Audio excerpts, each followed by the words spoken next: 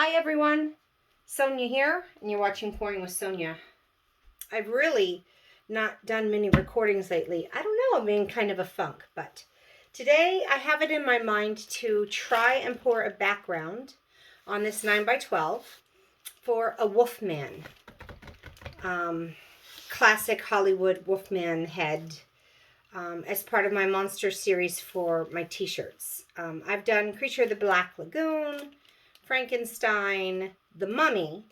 I've done a vampire, but not Dracula. So I think I'm going to have to go back and do Bela Lugosi Dracula. And now I want to do Wolfman and Phantom of the Opera.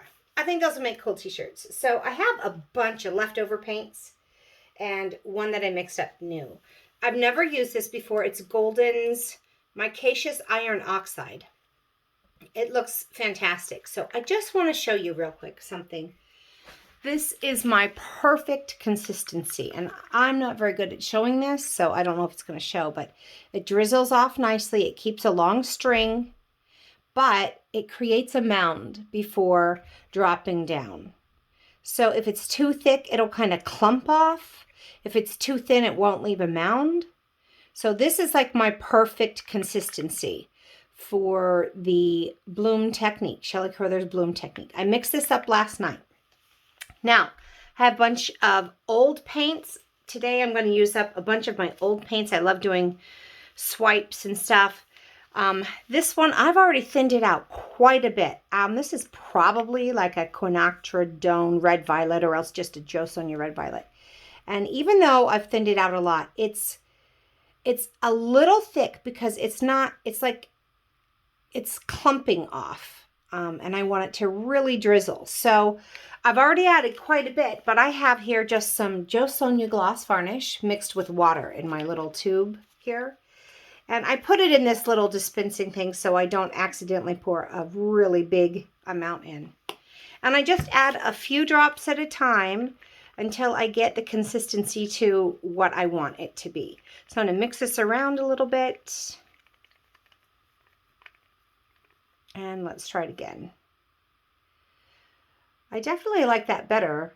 It's drizzling off a little more easily, not dropping off in clumps. I'm going to say it's probably still a little bit thicker, but I feel like it's close enough. So that's how I thin mine out. Or else, if it's like super thick, I'll just throw some, or if it's just a little thick, I'll just throw some straight Jo Sonja gloss varnish in there to thin it out. But this one was the water and Jo Sonja gloss. So I have that. I have a bunch of old paints here. So I'm thinking night sky. I've got some sapphire, this little piggy, some, I don't know, enchantment, I think. Interference purple, interference blue green, and then a bunch of blues.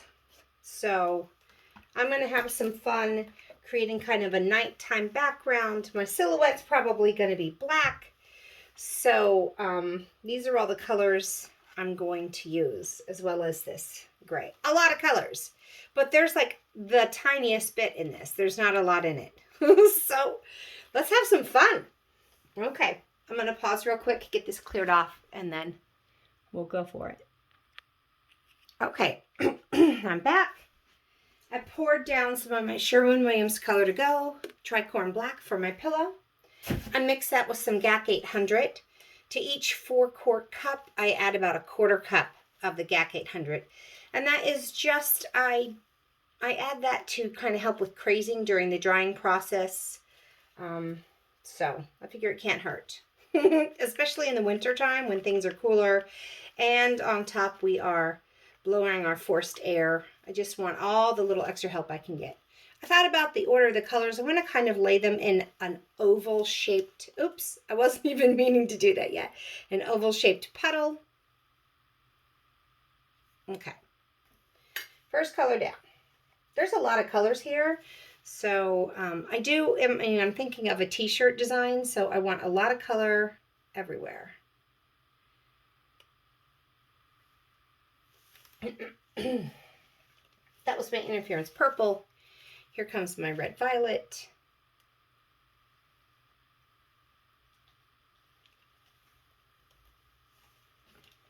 This is some ultramarine blue. Start getting some blues in there.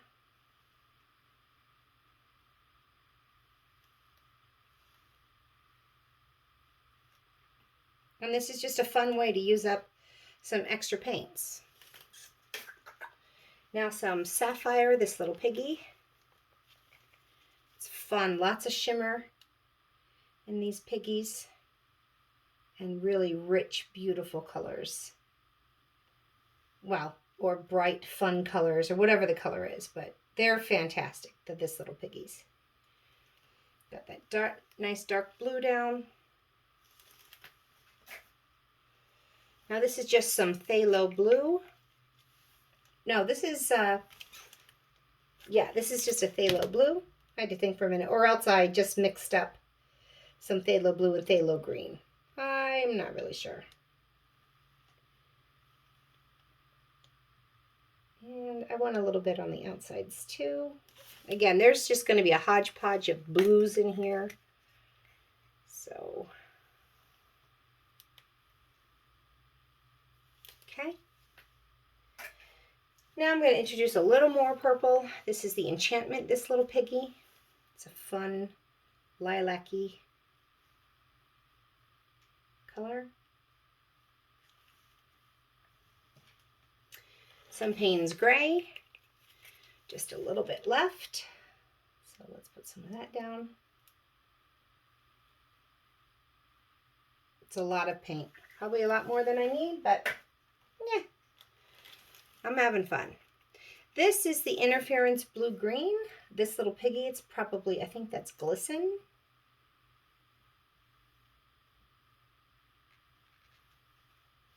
Might as well use it all because there's not enough to save. Then I have, I believe it's called Sequins, this little piggy Interference Blue. Gotta love those interference colors.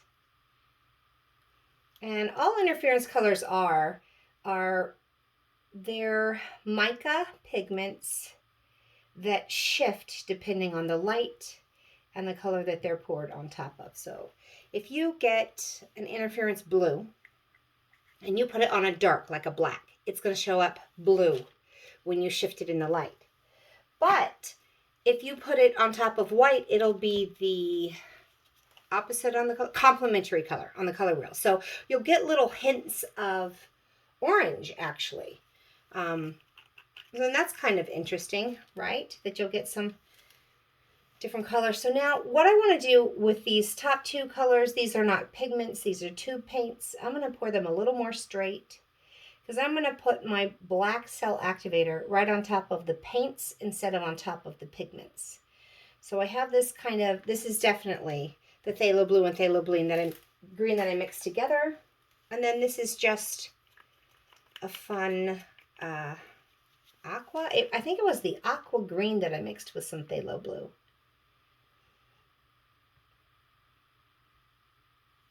Okay, I want my cell activator on top of a tube paint instead of a pigment for most of the lacing to create nice crisp lines instead of feathery lines.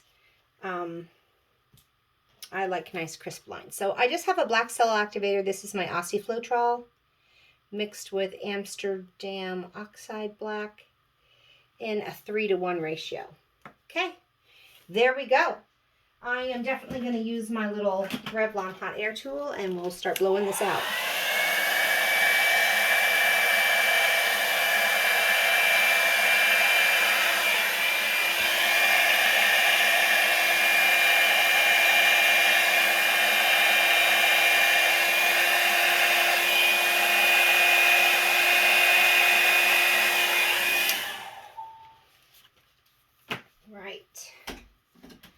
Got it blown out. I'm going to leave it a minute and see what happens with these big black areas in the middle. Now, granted, a lot of this is going to be painted over with a Wolfman.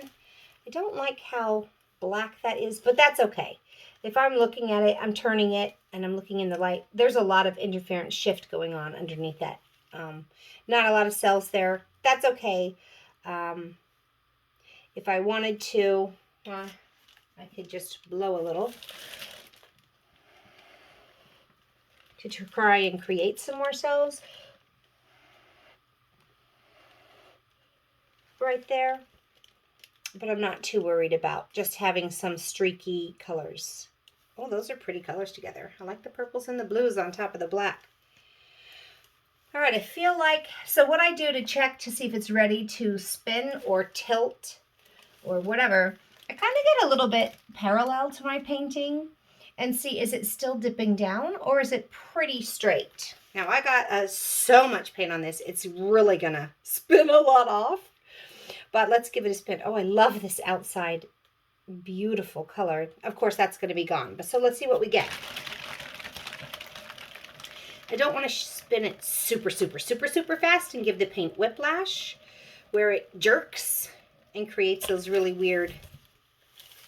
But also, I'll just go a little bit back. The other way. I don't know if that really matters. I don't notice too much of a difference going back and forth. I usually just spin in the same direction because I'm better at spinning. Oh, I think that's going to make, first of all, that's just gorgeous. There's still a lot of paint left on this, so I'm definitely going to want to cover it. But I think that'll make an awesome, like, Wolfman.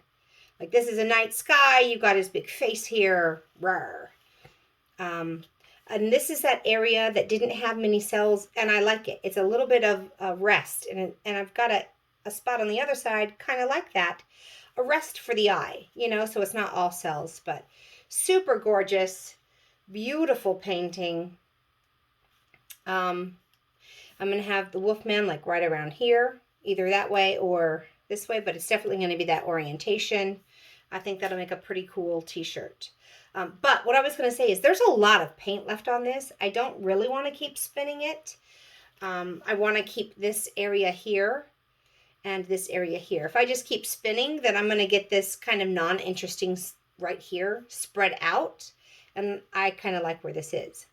Having said that, the more paint that's left on when you're drying it, you're going to have trouble with crazing. So be aware of that. And what I want to do is cover it when I'm painting. But everybody says cover your paintings. And I think there's a science to that too. I'll tell you my theory. It's just a theory. I have no real knowledge to support this. If I put this down on my drying table and I cover it right away. So what I normally do to just cover it, I put like some Dixie cups that are taller than what I'm putting this on to dry. And then I put an old canvas or something on top of it. And then I drape some plastic over it. So it gets this nice little evaporative cooler. It keeps it nice and moist while it's drying and you don't get cracking. The problem that I come in with when I try and do that is the longer these paints sit here, they're still doing chemical reactions. They're still responding to one another right now. A lot of times you'll still get your cells that continue to grow. That's because things are still changing. The longer it takes, the more likely you'll have some color that like takes over. Or the pillow, the colors actually sink on top of that pillow. There's so much of it left. So I will probably let this sit for a good 12 hours before I cover it. I want it to start drying on the edges, and I'll keep an eye on it. At that point, if I notice it looks like it's starting to separate, I'll cover it right away. But if it doesn't look like it's starting to separate, I mean, I might even leave it off for a little bit longer. It's just 6 a.m. in the morning, so I got plenty of time for me to watch this throughout the day, and before I go to bed this evening, make a decision on when and if I'm going to cover it. That's just I've had paintings get ruined. I just did one. I will show you. Oh, I don't have any paper towels up here. Hold on one second. Okay. Where is it? Here it is. So I just did this one. It's sapphire blue, cinnamon TLP, with some light blue turquoise and like a corally vermilion red that I mixed together. And I wanted a Southwest vibe. And it was really beautiful. I covered it to let it dry. And this red coral moved in and kind of took over because it took so long to dry. It had a chance to continue reacting. So there is definitely a balance. This is not completely ruined, but I could probably embellish it with something. But that middle is not the way it was when I covered it. The colors kept on interacting. The red took over the copper that was in the middle. So I know people say, cover your paintings. But just like all the things with our paint pouring, there's like a balance with that too. I will go ahead and bring you down. I know I've just been rambling, but I don't know. I think tips are important. Okay?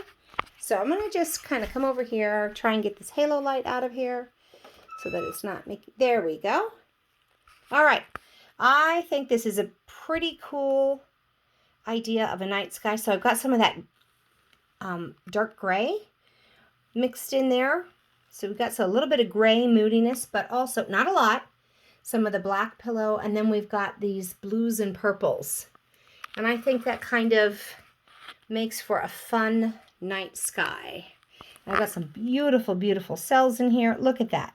Oops, can you focus for just a second? Let me get you focused. I'm going to focus. Look at that. That's like 1, 2, 3, 4, like 5 colors within that one cell. It's pretty fun. Not going to lie. I like this colored, lots of peacock cells going on here where you've got multiple colors within one cell. And I love it when they get kind of that streaky kind of cell, which I've got over here.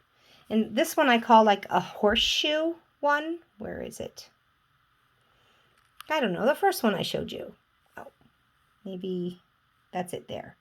So I've got real rings within the cells, like I call it a horseshoe cell. But then over here, I've got the streaky cells where I've got streaky colors, multiple colors within the same cell right in here, but it's not the horseshoe defined shape. I keep losing it. Like here, it's in here, it's streaky. And so I've got some multiple types of peacock cells. I like them all. Yeah, I'm pretty happy with how this turned out. And now I'm just going to watch it throughout the day and see how it dries. And if you stuck with me this long, I hope you picked up some tips and tricks on consistencies and drying and all kinds of stuff. So if you did, please give me a thumbs up and like and subscribe to my channel.